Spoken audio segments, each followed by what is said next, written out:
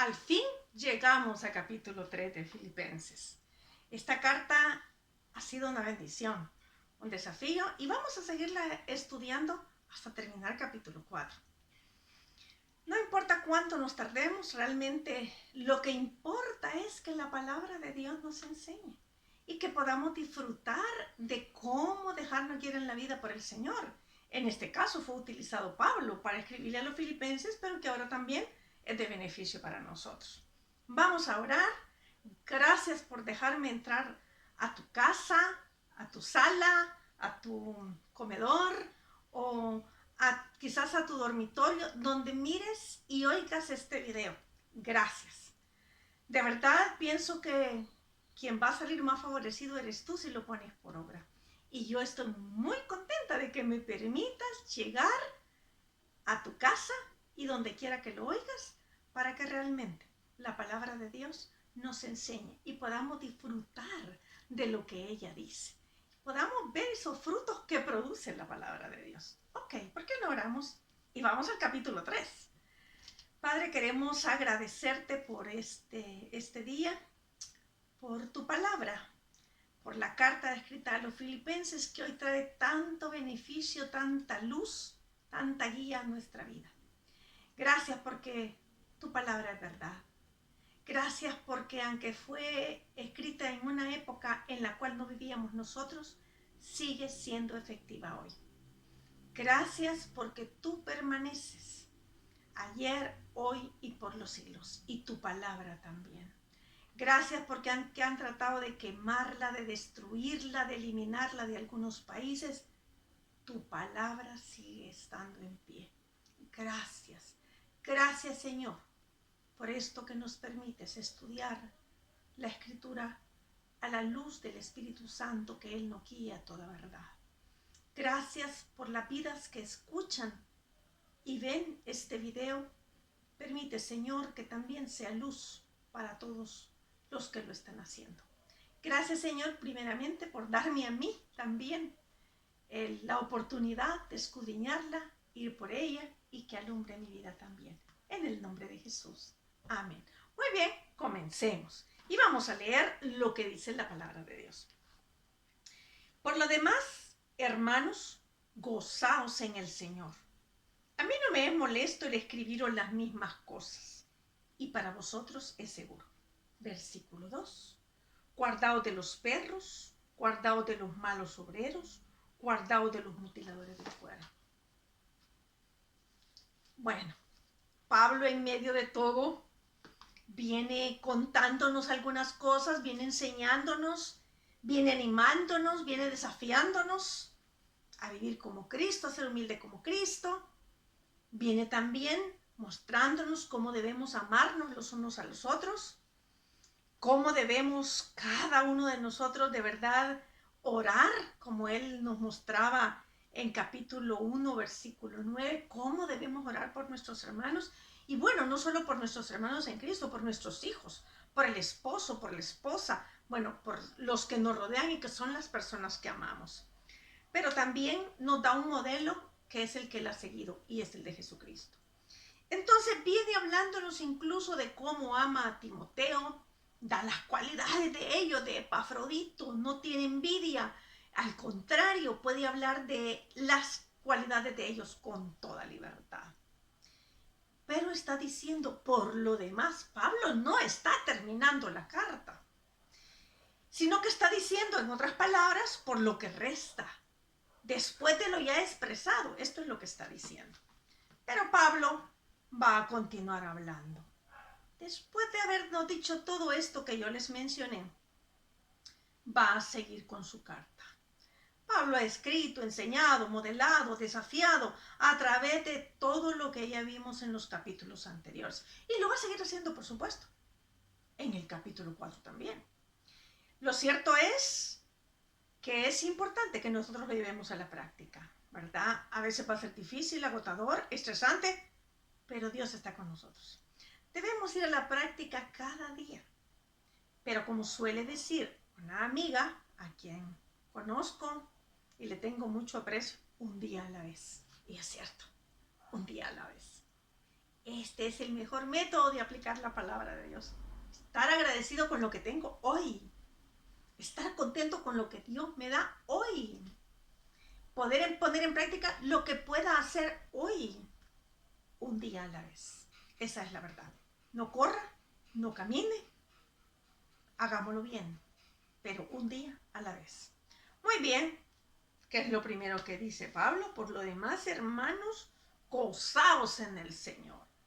Esta es la sexta vez que Pablo nos está hablando de la palabra gozo. Es la sexta vez. Y nos lo va a decir todavía 10 veces más en todo lo que vamos a estudiar. Después de recordarnos que debemos gozarnos, dice, a mí no me es molesto el escribiros las mismas cosas, y para vosotros es seguro. Pablo quería asegurarse, pero así quería tener una seguridad de que sus hermanos no olvidaran. Dicho en otras palabras, que siempre lo recuerden. Personalmente, si quiero memorizar algo, lo repito y lo repito y lo repito y entonces lo memorizo. Porque la ley de la repetición es importante. A mí lo repito hasta que se me queda. Tú quizás tengas otro método para memorizarte algo, pero una de las leyes del aprendizaje es la repetición. Así que al igual que Pablo, yo también repetiré algunas cosas para que tú no las olvides. Como dije en el primer video hablando de Filipenses, titulé esta carta Gozo y amor en tiempos difíciles. Y así lo he considerado, porque Pablo lo vive, lo modela durante toda su vida, no importando por qué circunstancias él esté pasando. Y esto es lo que nos está enseñando en el libro de Filipenses. No importa la circunstancia. Puede ser una enfermedad, puede ser quizás un conflicto familiar, puede ser una muerte, puede ser estos tiempos de cuarentena y del virus que anda por ahí, ¿verdad? Puede ser. Puede ser que pasaste por la enfermedad. Puede ser. Pero en todo tiempo difícil hay que gozarse. Solo como recordatorio, para que no lo olvides, ¿verdad? Como está diciéndolo Pablo. Dijimos que gozo en el original es regocijarse, alegrar, gozar, júbilo y recrearse. ¿De dónde viene el gozo? Bueno, 1 Corintios 5:22 dice, mas el fruto del Espíritu es amor, gozo. Aquí está. Amor, gozo, paz, paciencia, benignidad, bondad, fe, mansedumbre y templanza. Contra tales cosas no hay ley. Gozo. ¿De dónde viene? Del Espíritu. El fruto del Espíritu son todas estas cualidades. Yo tengo al Espíritu Santo en mi interior, he sido sellada con Él el día que recibí a Cristo y el Espíritu Santo, perdón que me enredé un poco, el Espíritu Santo no se irá en ningún momento de mi vida. Puede ser que por situaciones que yo haga como de pecado, probablemente lo entristezca, porque así dice la Biblia, ¿verdad? Pero Él jamás se irá de mi lado. Muy bien. Entonces vamos a ver por qué es importante el gozo. No cualquier gozo, por supuesto, sino el gozo del Señor. Nehemías 8:10, si tú me acompañas. Luego les dijo, id, comed grosuras y bebed vino dulce y enviad porciones a los que no tienen nada preparado, porque día santo es a nuestro Dios. No os entristezcáis, porque el gozo de Jehová es vuestra fuerza. Y el gozo del Señor es realmente nuestra fuerza. Y porque en Él es pleno, completo y lleno. ¿Por qué? Porque Salmo 16:11 dice, me mostrarás la senda de la vida. En tu presencia hay plenitud de gozo. Delicias a tu diestra para siempre. O sea que el gozo del Señor es el que me llena, me completa, todas estas cosas. Pablo nos invita a que nuestro gozo debe estar en el Señor, porque ¿dónde más? A veces la tenemos puesta, digamos, en un familiar. No voy a decir características especiales de las personas. Un familiar. Y cuando éste nos abandona o cuando éste se porta mal, nuestro gozo se viene abajo. Quizás la tenemos puesta en el dinero y cuando ya no tenemos dinero. Quizás lo tenemos puesto en las posesiones materiales y cuando ya no las tenemos. Entonces Pablo nos invita a tener gozo en el Señor. No es algo que Pablo se había inventado. No es que se le ocurrió a él. No, ya otros en el Antiguo Testamento habían hablado de este gozo.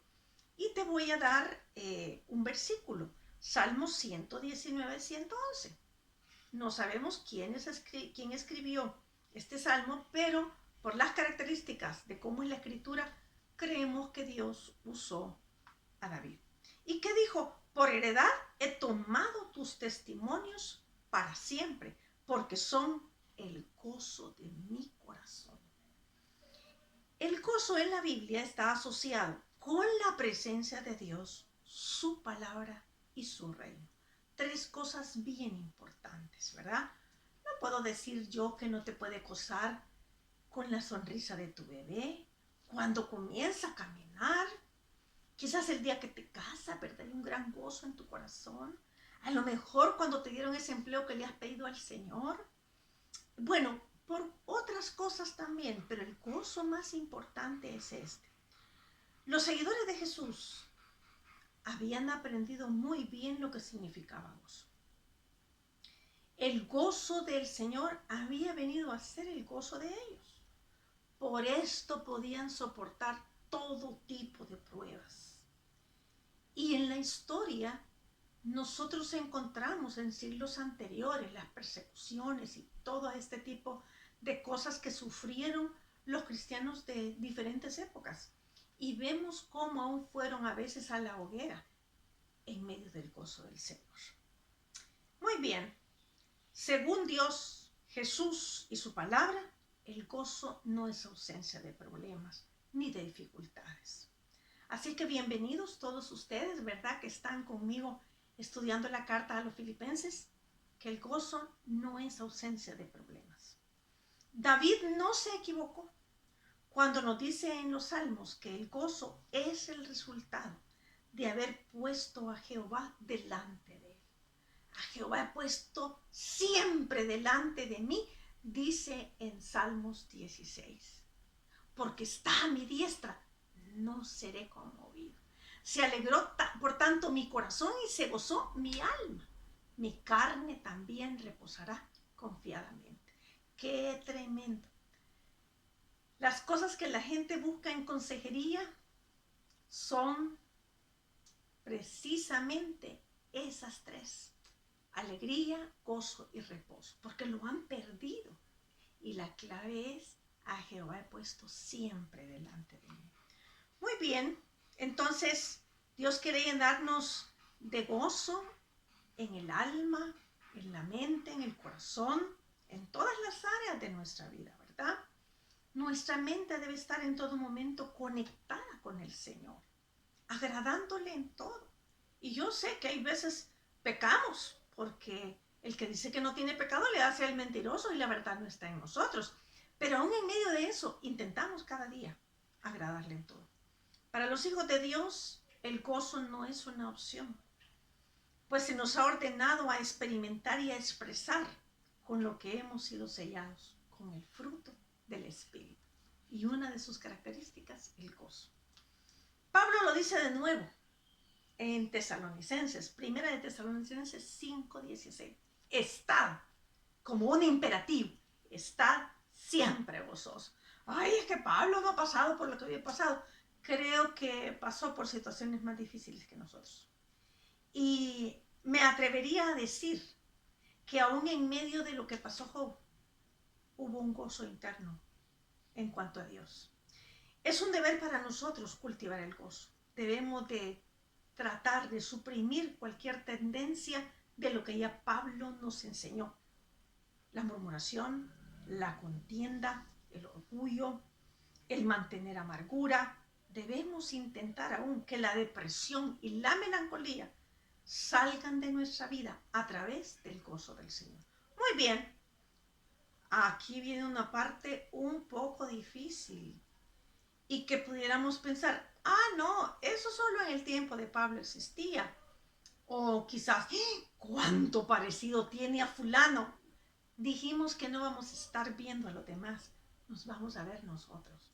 Pero mire Pablo, dice en la palabra de Dios, versículo 2, capítulo 3 de la carta a los Filipenses. Guardaos de los perros, guardaos de los malos obreros, guardaos de los mutiladores del cuerpo. ¿Y qué significa guardarse? Es cuidarse. ¿Y qué significa malos obreros? Que hacen el mal. ¿Y qué significa mutiladores del cuerpo? Cortar y cercenar. Eso es un mutilador, el que corta una parte. Pablo, por el amor que tenía a sus hermanos los filipenses, les advierte contra aquellos que son malos obreros. Los ha habido en la época de Pablo, los hubo en la época de Jesús, los hubo en siglos anteriores y los sigue habiendo hoy.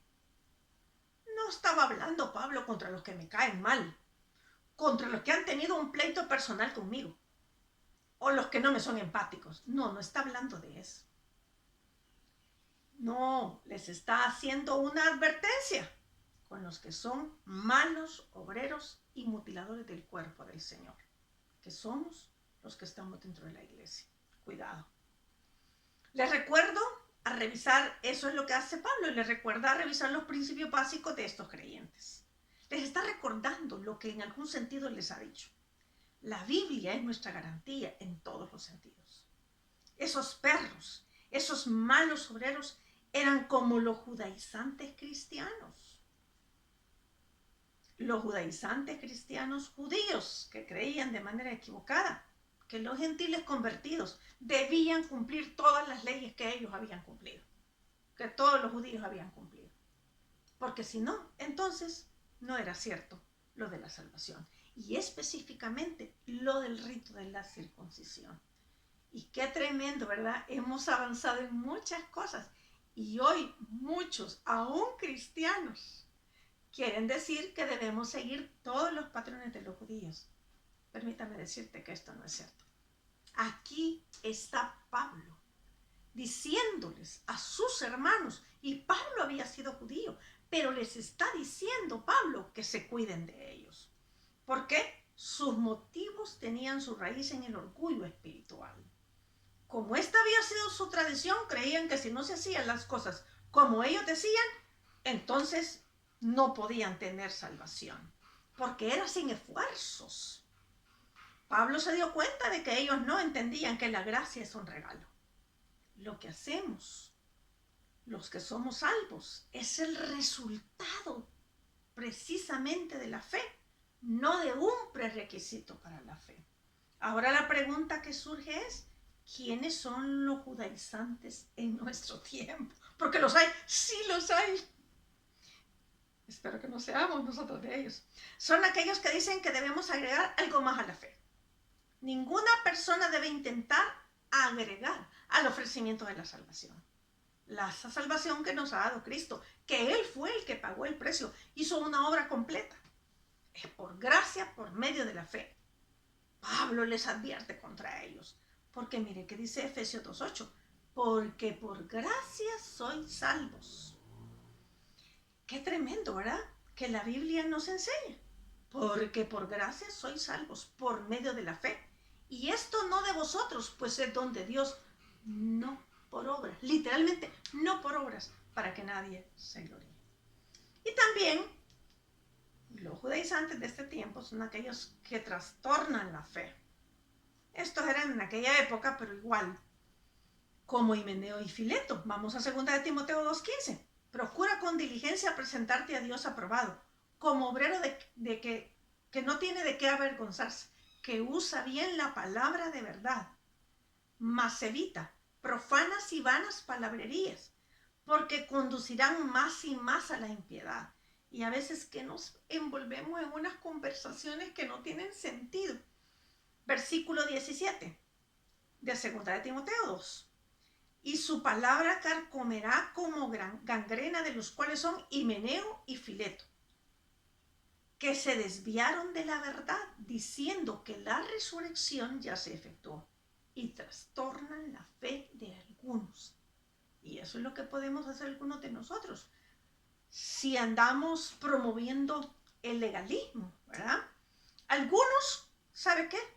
Contendemos por filosofías huecas. Colosenses 2:6. Por tanto, de la manera que habéis recibido al Señor Jesucristo, andad en Él, arraigados y sobreedificados en Él, y confirmados en la fe, así como habéis sido enseñados, abundando en acciones de gracias. Mirad que nadie os engañe por medio de filosofías y huecas sutilezas, según las tradiciones de los hombres, conforme a los rudimentos del mundo y no según Cristo. A veces nos metemos en unas conversaciones que de verdad a la larga no tienen ningún sentido para la obra de Cristo. No tienen ningún sentido para modelarle a alguien a Cristo. No tienen ningún sentido ni provecho para nuestras vidas espirituales. Otros, por cuestiones de la ciencia. En 1 Timoteo 6:20, mire lo que dice Pablo a Timoteo.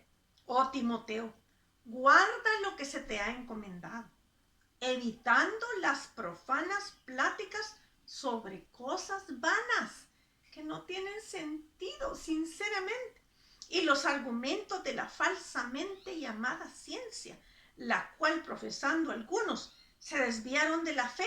La gracia sea contigo. Amén. En esta pandemia, muchos se volvieron infectólogos, dermatólogos, médicos especializados internistas, hablando de lo que no saben. Sinceramente, perdemos nuestro tiempo. Nos metemos en unas pláticas sin conocimiento, sin entendimiento. Muchas veces lo único que nos mueve es el orgullo. Cuidado con esto. Otros por cuestiones externas. Colosenses 2:20. Pues si habéis muerto con Cristo en cuanto a los rudimentos del mundo, ¿por qué? Como si vivieseis en el mundo, os sometéis a preceptos, tales como no manejes, ni gustes, ni aun toques, en conformidad a mandamientos y doctrinas de hombres, cosas que todas se destruyen con el uso. Y no solamente son aquellas que dicen, muy corto ese vestido, muy escotada esa blusa. No, es que si no debes hacer tal, si no haces tal cosa, no eres un verdadero cristiano. Debemos cuidarnos. Eso es lo que Pablo nos está diciendo en este momento. Con los que tienen un espíritu contencioso y pendenciero, quienes bajo o con la fachada de la religión esconden cosas impuras, legalismo y contienda. Y hay de nosotros que escondamos eso. Y cuidado, no solamente ellos viven a través de una religión, sino que también contaminan a otros.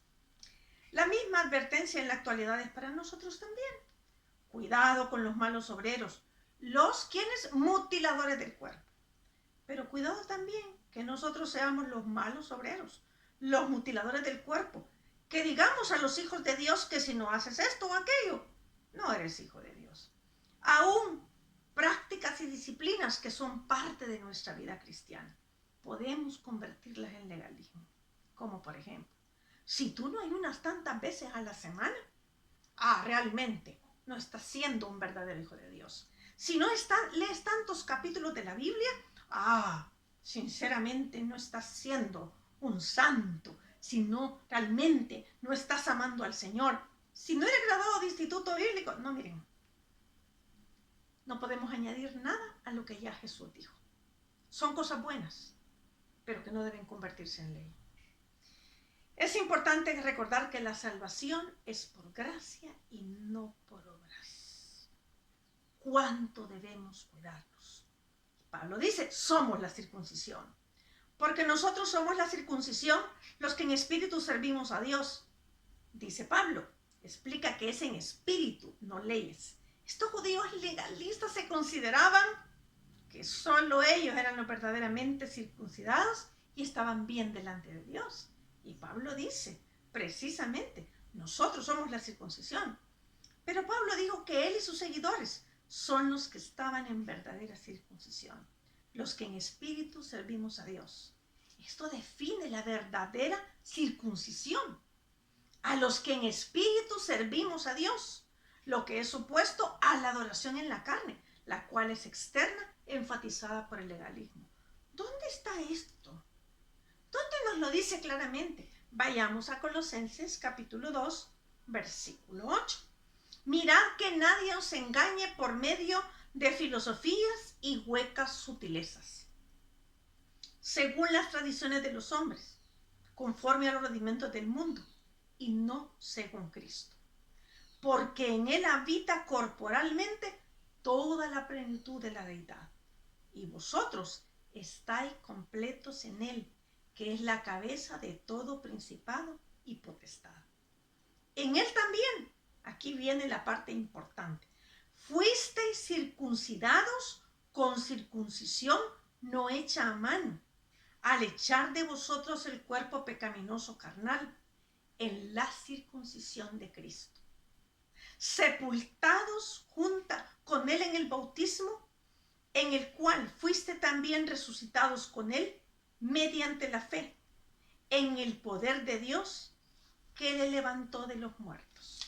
Qué tremendo que Colosenses nos está diciendo que esta es la verdadera circuncisión.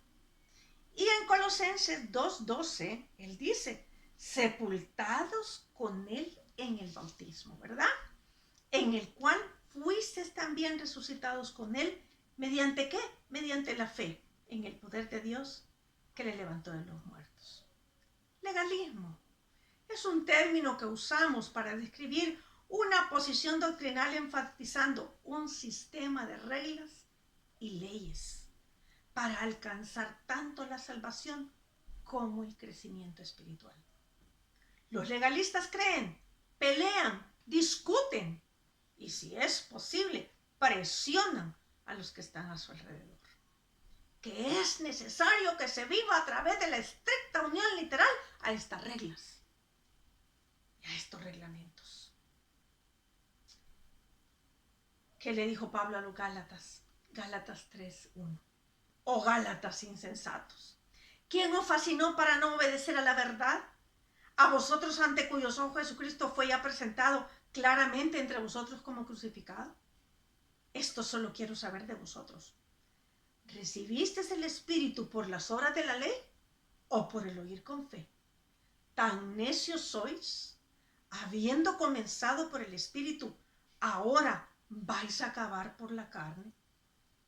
Algunos todavía en la actualidad seguimos pensando o siguen pensando, me voy a incluir porque en algún momento yo también fui legalista, que para recibir y seguir a Cristo hay que hacer algo más para ganárselo.